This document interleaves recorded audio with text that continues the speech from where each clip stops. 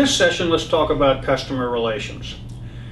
In the economy that we're in, everybody seems to be worried about retaining customers and customer relations, and people are hiring people to go out and be customer relations agents for their company.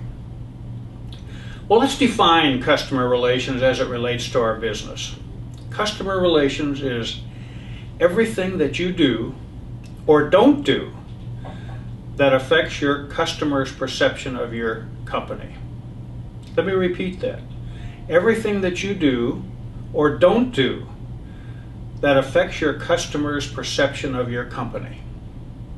Now, using that as a benchmark, let's take a little tour of your company.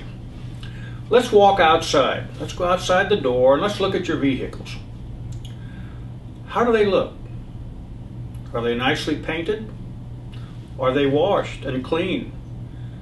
How does the signage look on them?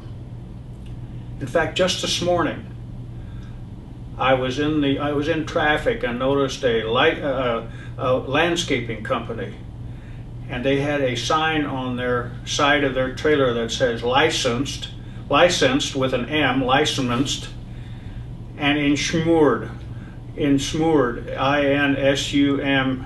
instead of the N, and they had it on there that way.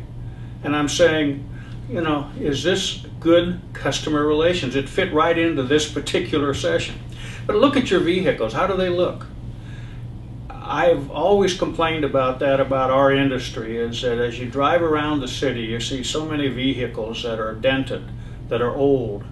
And let me ask you this: when you get into your vehicle, do you have to brush aside the McDonald's wrappers and the Wendy's containers, as I had to a time or two or three or four? I realize your customers maybe don't get into your vehicles, but it's still, you got to start someplace. Now, as we do that, let's go on to one of our buildings. Let's look at the janitor's closet. Are the MSD sheets all up to date and in a place where the customer, or if they are investigated by a governmental agency, can find them? Good question, huh? Is the equipment clean? How about the trash barrel? Is it full? Mop water still in the mop bucket with the mop in there from last night? You know, I had a customer one time that said, if you can't keep my janitor's closet clean, how can you keep my building clean? But that's the customer's perception of our company, because they get into our janitorial closet quite often for a lot of different reasons. So how does your janitorial closet look? How about your employees? Do you have a uniform policy? And if you do, are they showing up in their uniform? Are they clean?